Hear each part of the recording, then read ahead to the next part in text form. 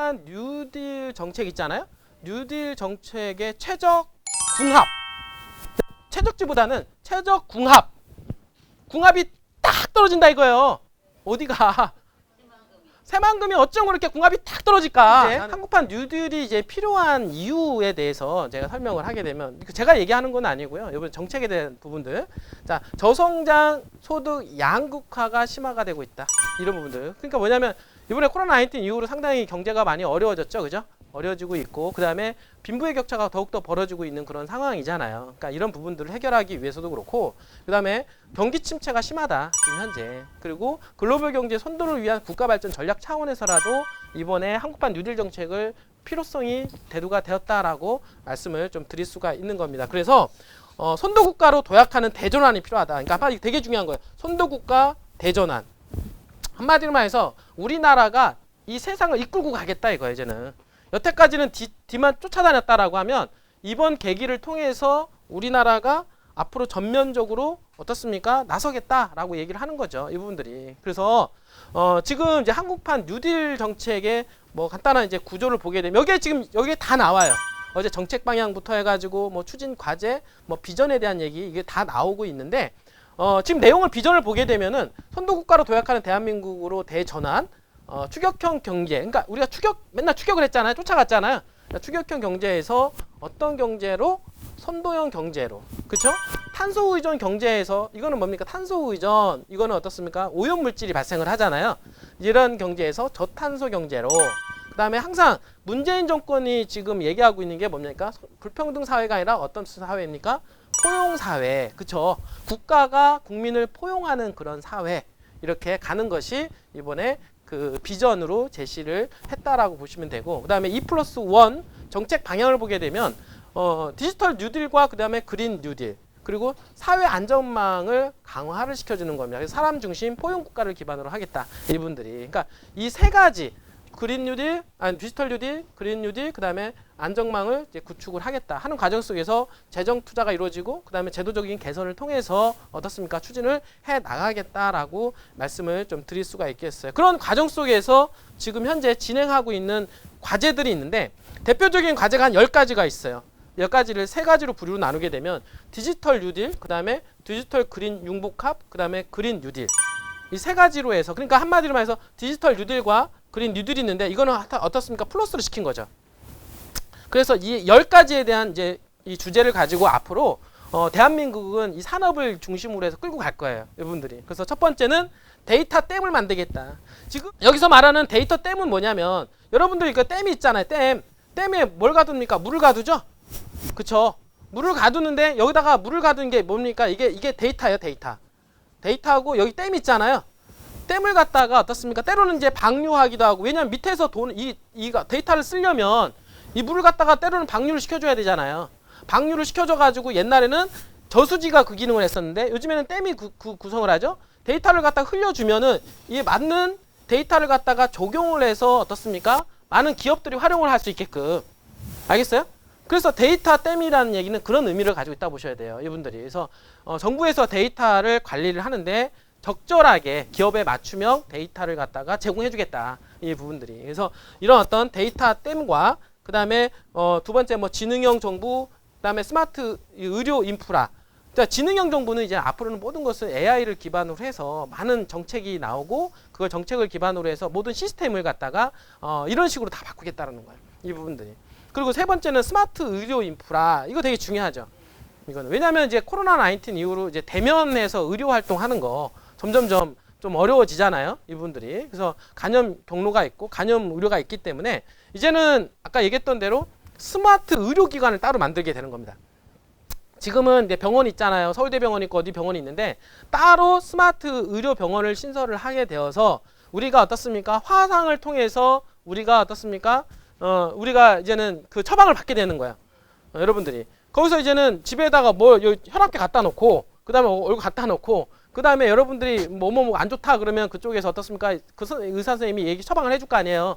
이제 처방을 해주거나 그렇게 해서 어떻습니까? 의료 활동이 이루어지고 그 다음에 처방전을 프린트 해가지고 어디로 가냐면 약국에 가가지고 그 처방전을 통해서 약을 받죠. 그러니까 이렇게 되면 굳이 간단한 거 같은 경우는 병원에 찾아갈 필요 없어요. 우리 뭐 가서 병원에 가서 1, 2분 정도 상담하러 병원 가는 경우 많잖아요. 이 부분들이. 그다음에 그린 뉴딜은 그린 뭐 리모델링이라든지 그린 에너지, 뭐 친환경 미래 모빌리티 이거는요 다 새만금하고 관련이 돼 있어요. 여러분들 알겠지만 맞죠?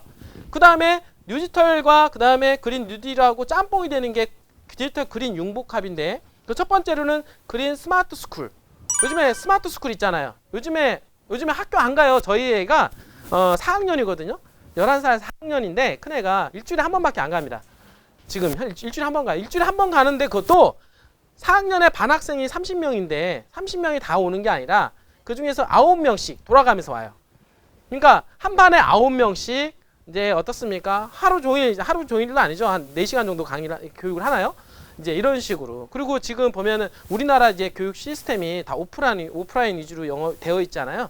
이제 그런 부분들을 좀 다 스마트한 스쿨로 이제는 바꾸겠다라고 하는 것이고, 어디서나 학교에서 말고 어떻습니까? 어디서든지 학교 교육을 들을 수 있는 시스템 구축을 하겠다. 그러니까 이런 코로나 19 이후로 인해서 이런 어떤 전염병이라든지 이런 부분들은 앞으로 계속 다가올 텐데 항상 대비를 하고 어디서나 학교 교육을 들을 수 있는 시스템을 구축을 하겠다. 바로 이것들이 바로 그린 스마트 스쿨에 대한 내용이거든요. 여러분들이 아시겠어요?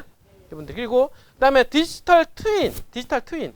이거는 뭐냐면 디지털 트윈에 대한 얘기는 뭐냐면 우리가 예전에 이제 집을 지으려면 뭐 설계를 하고 그다음에 집을 짓지 않습니까? 분들이 설계를 해서 집을 짓거나 도시를 설계를 한 다음에 집을 짓죠. 이제 이런 것들을 어떻게 해야 되냐면 이제 컴퓨터 있잖아. 가상 공간에다가 예를 들어서 이 신도시를 만들죠. 이 신도시를 갖다가 가상 공간에다가 만들어 놓고 가상 공간에서 어떻습니까? 한번 작동을 시켜보는 거예요. AI를 통해서. 작동을 시켜보면은 어떤 문제점이 발생할 수도 있잖아요. 그렇죠? 우리가 이런 걸 모르면 그냥 짓고 나서 나중에 문제점이 발생을 하게 되면 그때 가서 이제는 보완을 하잖아요. 그런 것들을 가상 공간에다가 신도시를 만들고 그 신도시를 통해서 제어를 해보고 이렇게 하다 보면 부작용이 다 생기잖아요. 그런 것들 부작용들을 다 없애고 가장 최적한 신도시를 가상 공간에서 어떻습니까? 구현을 하고 그런 가상 공간에 있는 그러한 공간을 그대로 현실 세계에 반영시키는 겁니다. 이해가 돼요? 그러면은 실수를 덜 하게 되죠.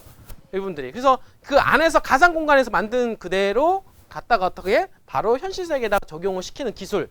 그게 바로 이 디지털 트윈 기술이라고 보시면 돼요. 이 부분들이. 그래서 이렇게 이제는 신도시를 만들더라도 지금 앞으로 이제 신도시는 거의 다 스마트 도시로 만들어질 텐데 스마트 도시는 앞으로 디지털 트윈식의 방법으로 해서 앞으로 개발을 할 거다라고 여러분들이 이해를 하시면 되겠죠.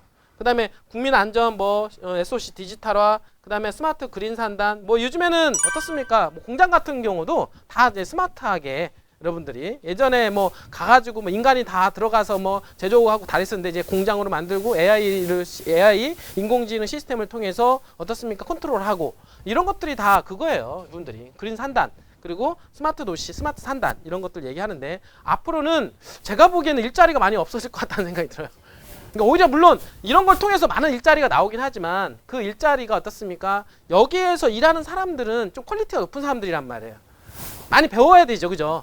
그렇기 때문에 오히려 좀 더 빈부의 격차가 벌어지지 않을까.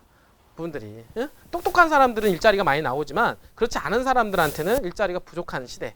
자, 그렇게 해서 지금 현재 2020년도까지 2020년도에는 대전환 착수기, 그다음에 22년도까지는 디딤돌 마련기, 그다음에 2025년도까지 이제 마무리를 짓는데 대전환 착근기 해 가지고 이렇게 만들어지죠.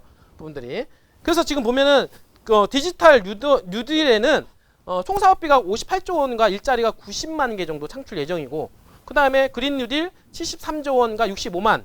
그다음에 안전망으로는 어떻습니까? 28조 원과 33만 명 정도 인구가 그 일자리가 창출한다 그래요. 그래서 합쳐가지고 2025년도까지 한 190만 개 정도 일자리를 창출한다. 그게 목표다라고 말씀을 좀 드릴 수가 있겠어요.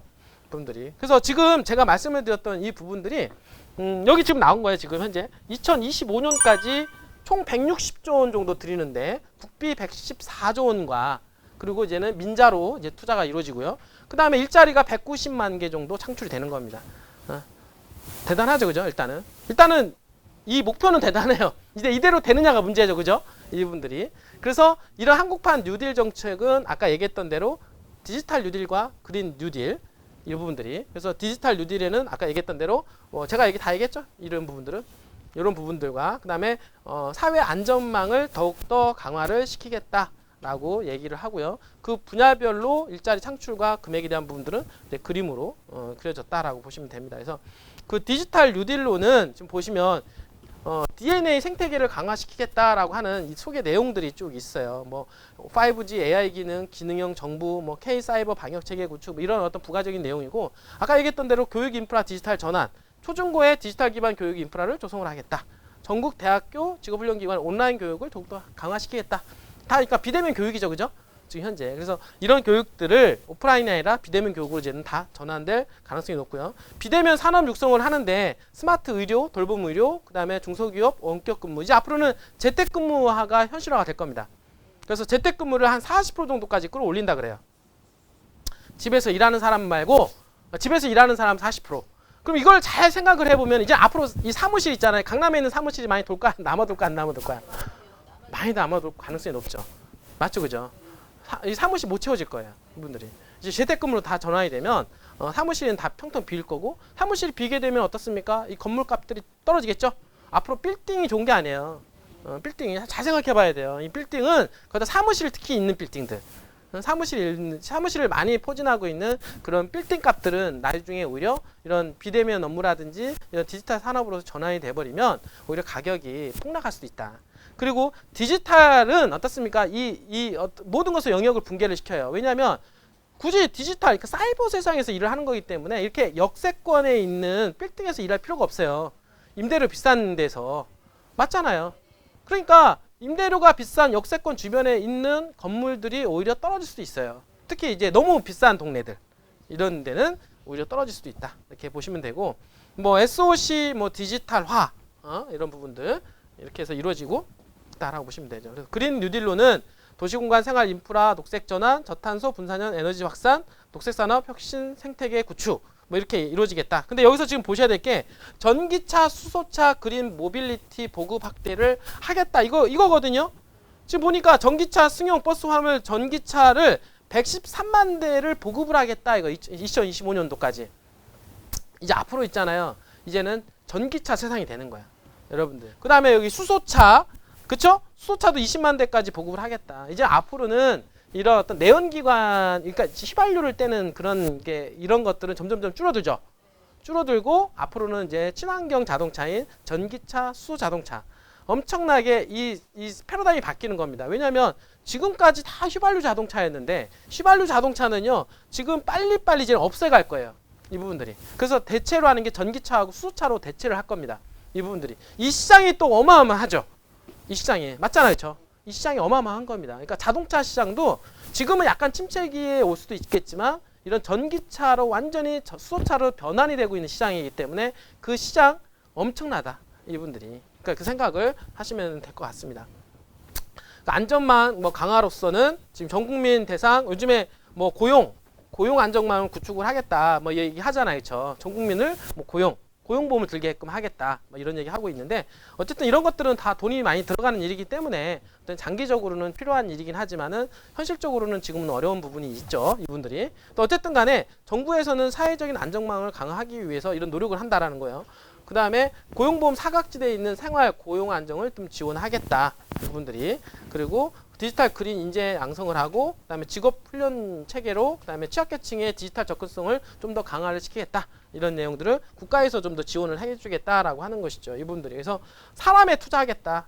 이분들이 고용사회 안전망과 사람에 투자하는 그런 시대가 이제 열리는데 이렇게 해서 한국판 뉴딜 10대 중점 과제를 보게 되면 경제활력 제고 등 파급력이 큰 사업이고 이 사업은 지역균형 발전. 자, 지역균형 발전 또 나오죠 이게. 지역경제 활성화 촉진 효과가 큰 사업이다. 이 부분들은. 그리고 단기 일자리뿐만 아니라 지속 가능한 대규모 일자리 창출과 국민이 변화를 가시적으로 체감할 수 있는 사업이며 신산업 비즈니스 활동 등 민간 투자 파급력이 확장성 있는 사업이다라고 소개를. 그래서 이러한 모든 것들 정부가 지금 현재 추진하고 있는 한국판 뉴딜 정책은 지금 우리가 하고 있는 새만금 있잖아요. 새만금하고 최고의 궁합이다. 이분들이. 왜냐하면 디지털 뉴딜, 지금 현재 디지털 산업, 그린 뉴딜 이거는 지금 새만금에서 추진하고 있는 것들이에요. 다. 맞잖아요. 그래서 지금 보면 첫 번째 아까 얘기했던 대로 뭡니까? 전기자동차. 전기자동차 아닙니까? 그죠? 전기자동차. 아까 전기자동차가 삼성 그러니까 현대자동차에서 정의선 그 부회장이 나왔잖아요. 부분들이 이쪽에 전기자동차가 앞으로 엄청나게 각광을 받을 거예요. 이분들이 지금 며칠 전에 나왔던 그 테슬라가 전기자동차 유명하잖아요. 이분들이 그런 것처럼 테슬라가 좀 주가가 폭등하는 것처럼 앞으로 이유가 있다라는 거예요. 우리나라도 이 전기차가 이제는 대세가 이루어질 것이고 거기에 따라가는 게 바로 이제 수소 경제죠. 그죠? 수소 경제, 그러니까 수소 자동차, 전기 자동차, 그리고 수소를 통해서 에너지를 만들어서 만들어질 산업들, 뭐 이런 것들. 그래서 수소 경제 인프라가 구축이 될 곳, 그것 또한 마찬가지로 새만금이 또 중심에 있다라고 말씀을 드릴 수가 있겠죠. 맞죠? 그다음에 이제 스마트 시티 맞죠? 스마트 시티, 그러니까 이 스마트 시티가 어떻습니까? 지금 현재 세종시하고 부산과 지금 현재 이루어지는 새만금에 지금 추진 중에 있죠. 근데 제가 보기에는 새만금이 제일 빠르다고 저는 생각을 해요. 이 부분들이. 그래서 새만금이 이제 올해 안에 이제 착공을 하게 되면 사실은 스마트 시티 또한 마찬가지로 4차 산업혁명의 모든 기술력이 어떻습니까? 적용이 되는 곳이 스마트 시티 아닙니까? 그것도 어떻습니까? 물을 끼고 있는 스마트 수변 도시 아니에요. 이분들이. 그래서 엄청난 파급 효과가 있을 동네다라고 보시면 되고, 뭐 여행도 보면은 뭐 관광 크루즈, 그죠? 이런 부분들. 그리고 대생에너지의 메카 태양광, 그죠? 태양광. 그다음에 뭐 드론 기술. 사실 이런 모든 것들이 지금 정부에서 추진하고 있는 4차 산업혁명과 그리고 현재 지금 새만금하고는 너무나도 궁합이 잘 맞다. 그렇기 때문에 이런 걸 보더라도 앞으로 새만금은 더욱더 개발할 수 있는 가능성이 너무나도 좋다. 그렇지 않습니까? 이게 궁합이에요, 이분들이. 그러니까 지금 여기도 말한 대로 스마트한 투자가 대세입니다. 이제 당신 차례입니다. 자, 스마트한 정부, 그리고 스마트한 새만금. 맞죠? 너무나도 잘 맞는 궁합.